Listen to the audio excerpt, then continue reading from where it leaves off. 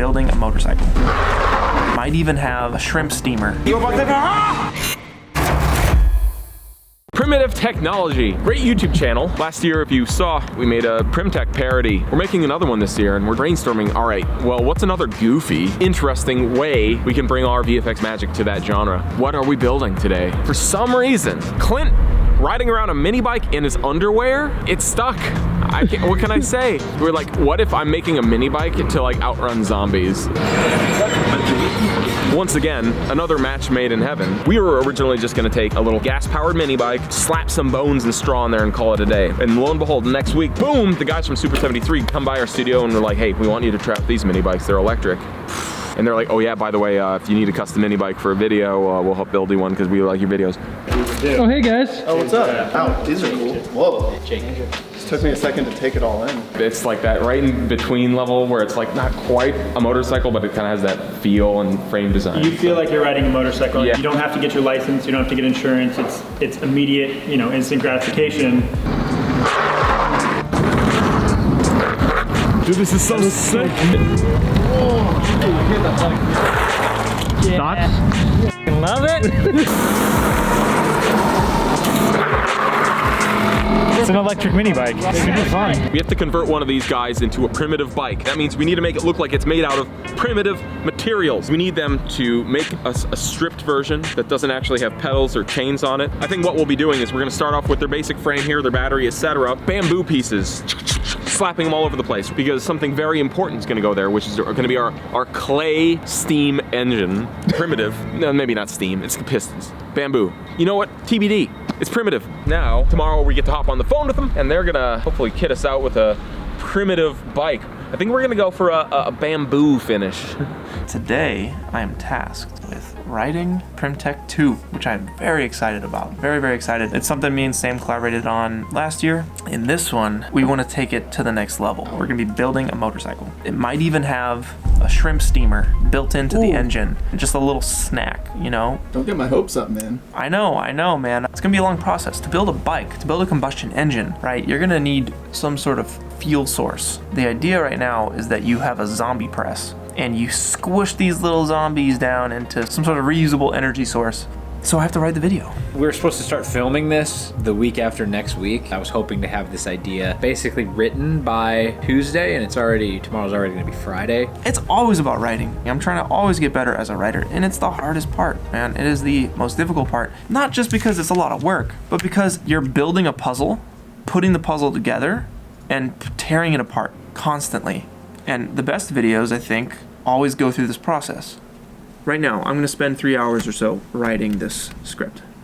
So the last Primtech video we did managed to perform fairly well, so we're doing another, and Clint has taken that to heart, and he thinks the core to that was the fact that he was in his underwear the whole time, and so he's going all in and has been wearing nothing but his underwear the last day writing this thing. And I don't really think that's like what you should be only wearing in an office setting like this. I'm like trying to like work on a video about water, and there he is standing in his underwear. So you know what, I thought using the help of Bombfell, we might craft some new clothes for Clint. While we're at it, I might as well craft myself some clothes as well.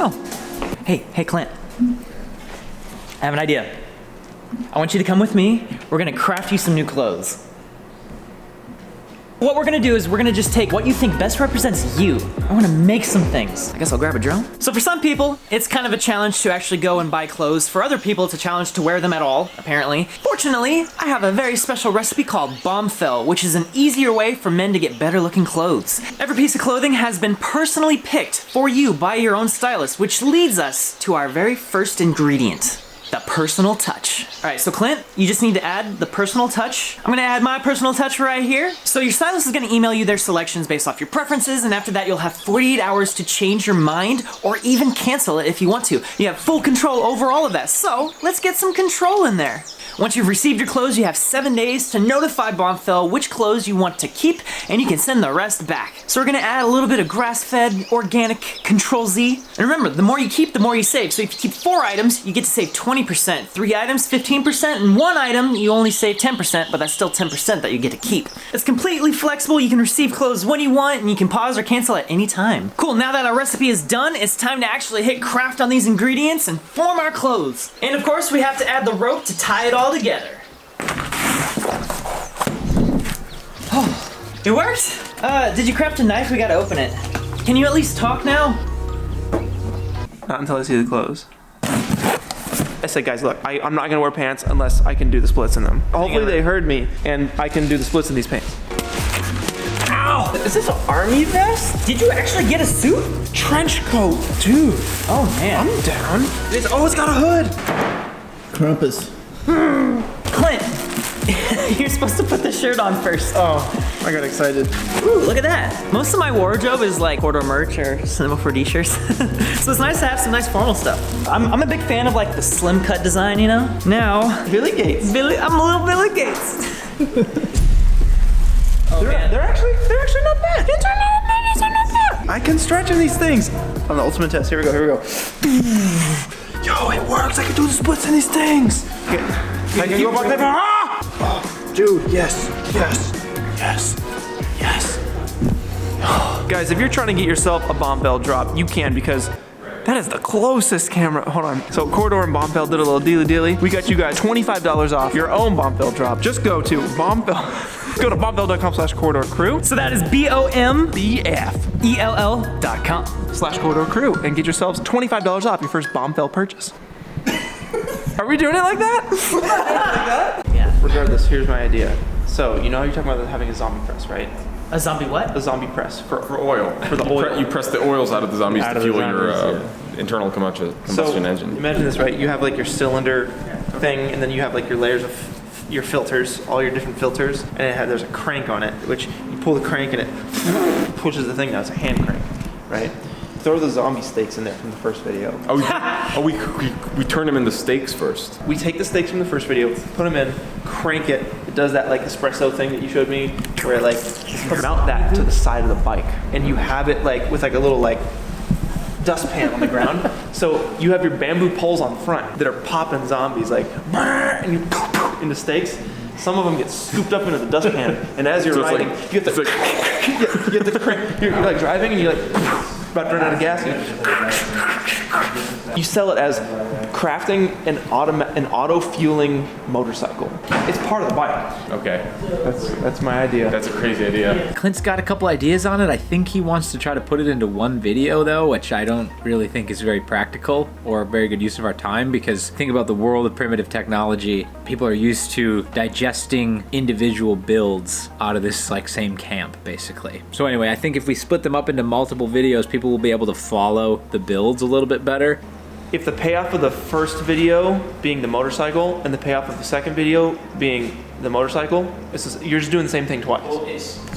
Yeah, I understand that. But the second video is not actually about the bike. The second video is about the press, and the bike is the motive for the press. And What's the payoff though? payoff is the giant press system, just like the meat harvester. It's like a press here that has a lever here and a thing here, and then a giant thing drops, and then guts spill out, and they get captured in like little things, and they drain down, and they run in, and then it goes back up something, and then it like mixes it, you know, and then it like dribbles out fuel into like a gas tank. Also, it gives us more ability to play. You know, if we have other ideas about things that we want to make, there's not this huge expectation to make like a 20-minute long video where we build like 5 different things and it's like this whole tied up story. It's like we can break it down into digestible videos that people can watch for 5 minutes at a time. I feel like it's fighting the format a little bit to try to do it all in one video.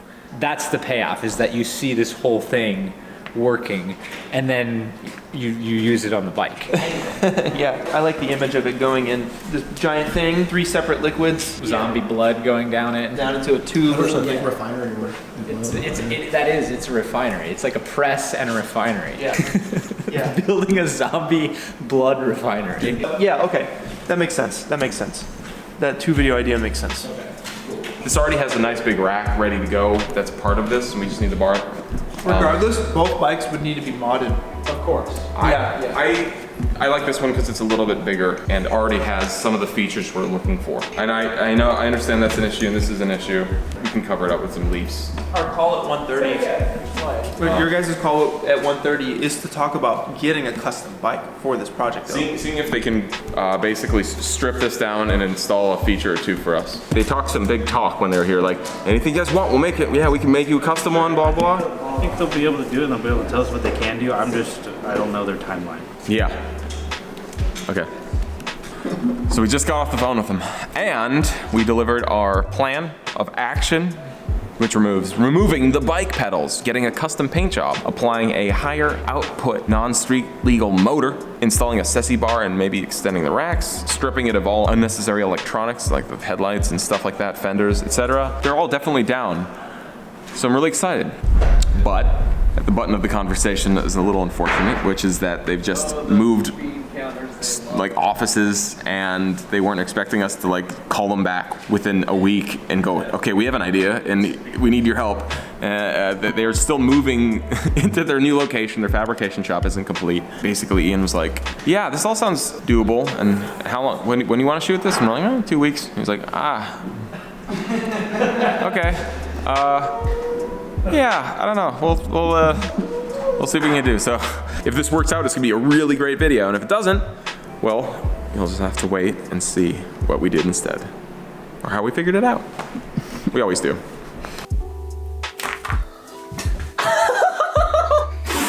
Oh! I know exactly what you did. Oh, dude, that hurt. Ah. You'll have to keep that in for sure, dude. That's going in the blooper of